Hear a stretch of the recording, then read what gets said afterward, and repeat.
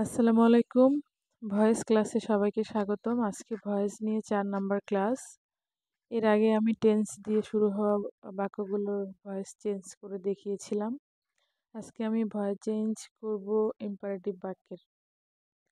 তো ভয়েসটা আসলে অনেক বড় একটা অধ্যায়। এটা শেষ করতে একটু সময় লাগবে। আজকের ক্লাস বাদ দিয়েও আরও আমাকে ২ দিন ক্লাস নিতে হবে। টোটাল ভয়েসের ৫টা ক্লাস আমি আপলোড করব। আসলে আমি চাচ্ছিলাম ভয়েসটা যেন একেবারে এমন কোনো বাক্য নাই যে আপনারা পারবেন না এরকম যেন হয়। সব ধরনের বাক্যকে যেন আপনারা চেঞ্জ করতে পারেন। এটাই হচ্ছে আমার মূল টার্গেট। তো কথা না বাড়িয়ে আমরা আমাদের ক্লাসে চলে যাই। অলরেডি আমি বোর্ডে কিছু কথা লিখেছি, আপনারা একটু দেখেন। এই যে ইম্পারেটিভ সেন্টেন্সের ভয়েস চেঞ্জ। আপনাদের সুবিধার জন্য আজকে আমি অন্য কালারের পেন ইউজ করেছি। এর আগে ব্ল্যাকগুলোতে ঝামেলা হচ্ছিল, যার কারণে রেড কালার ইউজ করতেছি।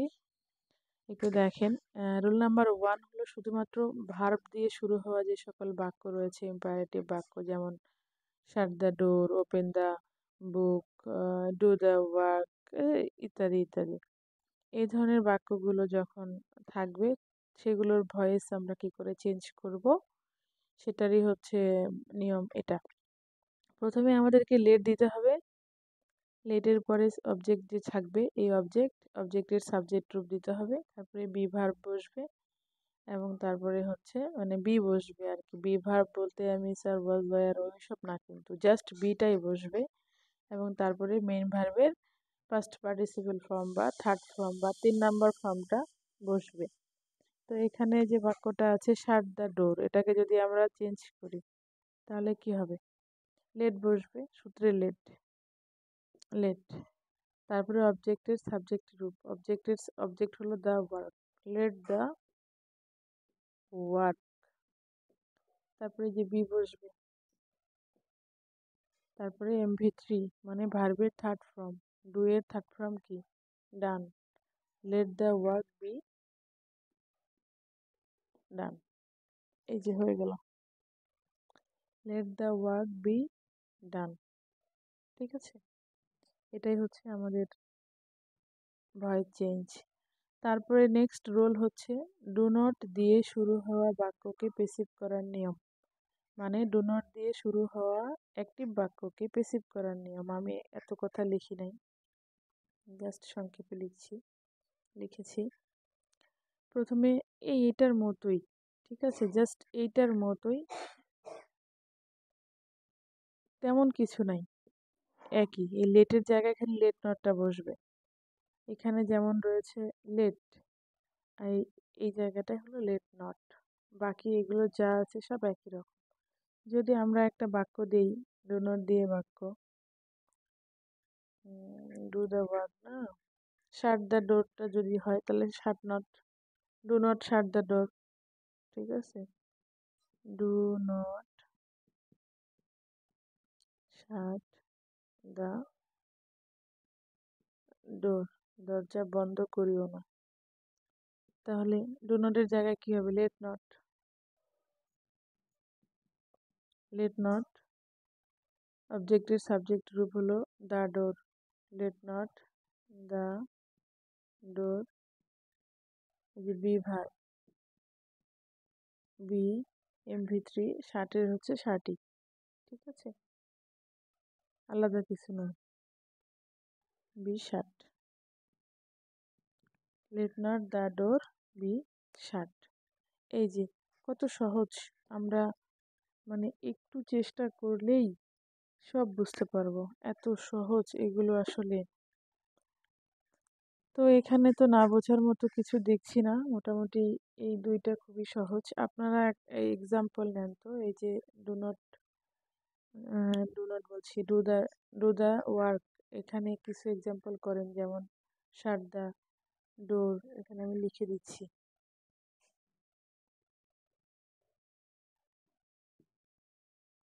যেমন write the letter, write the letter without any without any delay, এটা একটা বাক্য দিলাম। বি নাম্বারে হলো শাট দ্য ডোর। এই দুইটা বাক্য আপনারা করবেন। ওকে, আর এইখানে হচ্ছে আমি আরো দুইটা বাক্য দিয়ে দিচ্ছি, যেমন do not play football at the নুন, দুপুরে খেলা করিও না। আরেকটা দিবি do not hate the poor, গরিবকে ঘৃণা করিও না। এই যে এই দুটো বাক্য আপনারা করবেন। আচ্ছা, আমরা আমাদের নেক্সট রুলে চলে যাই। Rule number 3।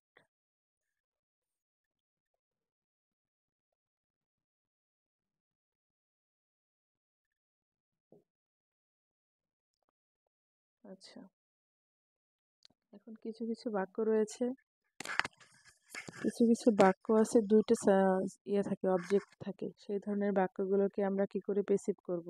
যেমন আগে রুল নাম্বার 3 লিখি। রুল নাম্বার 3,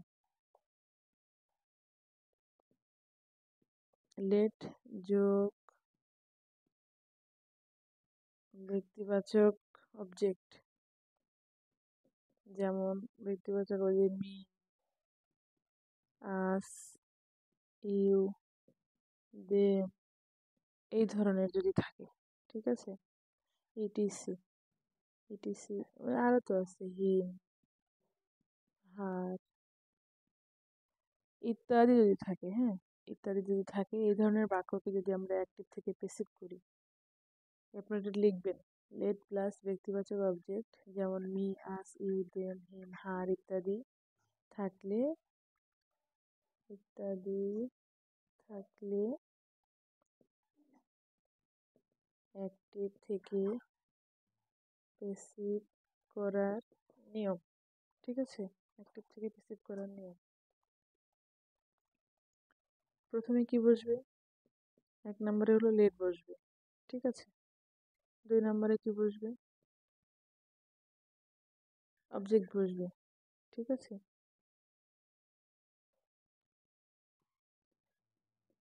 অবজেক্ট বসবে। এখন কোন অবজেক্টটি বসবে, ঠিক আছে। এটা আমরা যখন বাক্যটা করব তখন আমরা আসলে অবজেক্টের সাবজেক্ট রূপ, ব্যক্তিবাচক বসবে নাকি বস্তুবাচক বসবে, এই জায়গাটা আমরা বুঝাই দেব। আগে আমরা লিখি, ঠিক আছে। লেট বসবে, অবজেক্টের সাবজেক্ট রূপ বসবে, তারপর 3 নম্বরে হলো বি বসবে, 4 নম্বরে MV3 বসবে, 5 নম্বরে বাই বসবে, তারপরে 6 নম্বরে হলো, আগে দেখি, প্রদত্ত ব্যক্তিবাচক অবজেক্ট বসবে। তার মানে এই জায়গাটায় কি বসবে? বস্তুবাচক অবজেক্ট, আর এখানে বসবে ব্যক্তিবাচক অবজেক্ট, ঠিক আছে। দুইটা অবজেক্ট যখন থাকবে, আমরা একটা বাক্য যদি লিখি তাহলে হচ্ছে আমরা এটা ক্লিয়ার হয়ে যাব। যেমন লেট মি ডু, আমাকে করতে দাও, দা ওয়ার্ক, আমাকে কাজটি করতে দাও। Let me do the work, এখানে মি হচ্ছে ব্যক্তিবাচক অবজেক্ট, ঠিক আছে। আচ্ছা, আর ডু হচ্ছে বস্তুবাচক অবজেক্ট। তাহলে প্রথমে কি বসবে? লেট বসবে। লেটের পরে কি বলছে? অবজেক্টের সাবজেক্ট রূপে, এই যে অবজেক্ট, লেট দ্য ওয়ার্ক, ঠিক আছে। লেট দ্য ওয়ার্ক, তারপরে বসবে হলো বি, বি, তারপরে বসবে হলো MV3, late the work be ডান, তারপরে বাই বসবে, তারপরে প্রদত্ত ব্যক্তিবাচক অবজেক্টটি বসবে। ব্যক্তিবাচক অবজেক্ট হলো মি, এই যে আমরা আরেকটু দেখি। প্রথমে বসলো হলো লেট, তারপরে অবজেক্টের সাবজেক্ট গ্রুপ, অবজেক্ট হলো দ্য ওয়ার্ক, এই দ্য ওয়ার্ক বসলো, দ্য ওয়ার্ক। তারপরে সূত্রের বি, তারপরে হচ্ছে MV3, মানে হচ্ছে বাই যে ডুয়ের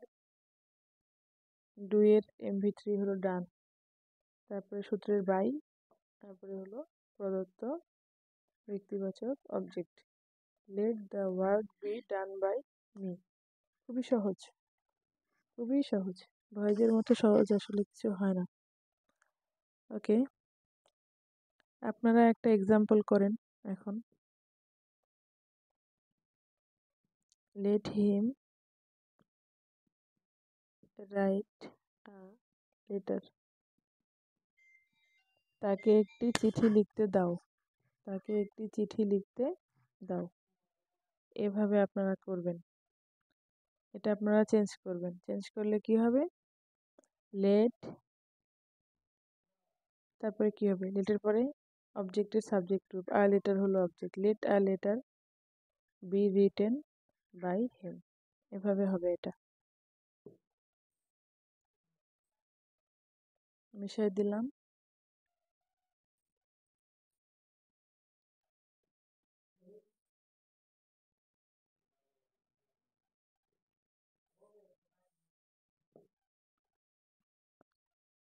রুল নাম্বার 4। আচ্ছা, রুল নাম্বার 4 আমরা শেষের দিকে চলে আসছি, আর অল্প কয়েকটা বাকি আছে। নেভার যুক্ত কিছু বাক্য রয়েছে, হ্যাঁ, নেভার, যেমন নেভার টেল আ লাই, মিথ্যা কথা বলো না, কখনোই মিথ্যা কথা বলিও না। আচ্ছা, নেভার, নেভার যুক্ত একটি বাক্যকে পেসিভ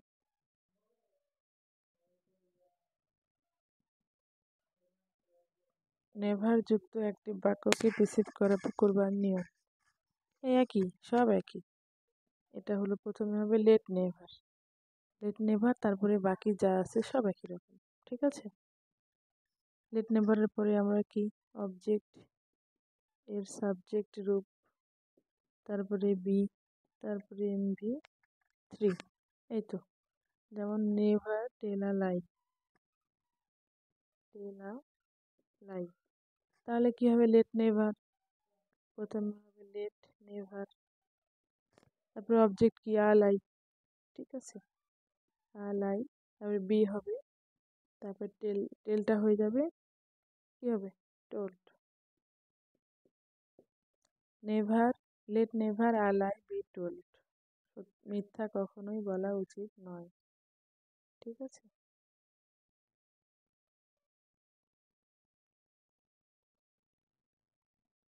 রুল নাম্বার, এবার আর কি, আর কটা বাকি থাকলো, রুল নাম্বার 5 চলে যাই আমরা। ওকে, আমরা একটু সূত্রটা আগে লিখি, সূত্রটা লিখে তারপরে মূল ভার্ব যোগ যোগ ব্যক্তিবাচক অবজেক্ট, এটা মনে হয় করলাম না।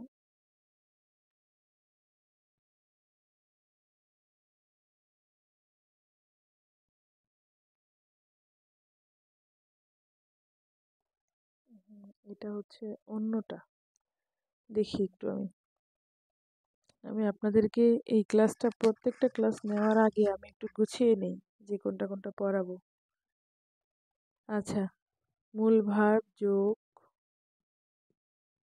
ব্যক্তিবাচক অবজেক্ট, যেমন me, us, he, her, them, etc।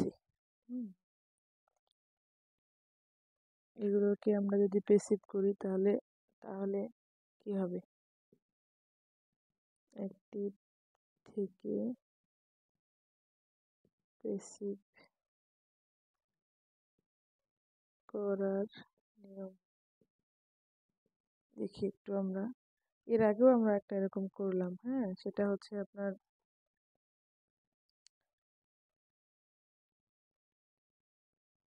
By দিয়ে, বাট এটা হচ্ছে ফর দিয়ে। কিছু কিছু সব বাক্য রয়েছে যেগুলোকে ফর দিয়ে করতে হয়। যেমন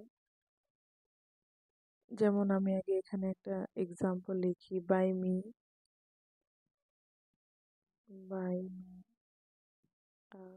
shirt, buy me a shirt, আমাকে একটি শার্ট কিনে দাও। ঠিক আছে,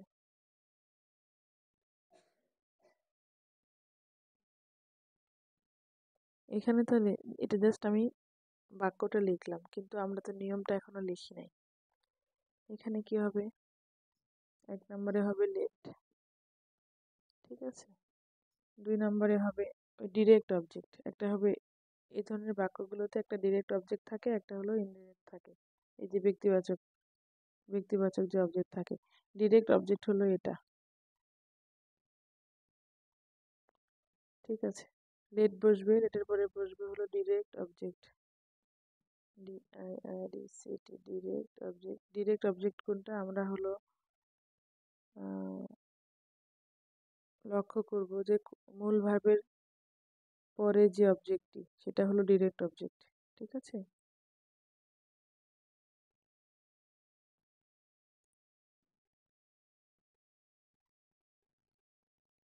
ডিরেক্ট অবজেক্ট প্লাস হলো 3 নম্বরে হলো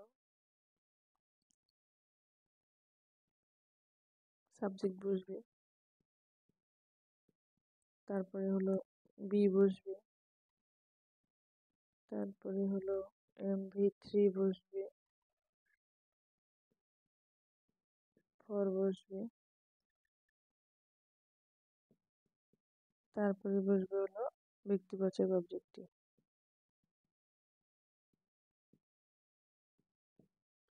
যেমন বাই মি আ শার্ট, এটাকে আমরা চেঞ্জ করলে কি হবে, লেট বসাই আমরা সূত্রের। আচ্ছা, এটা একটু উপরে লিখি।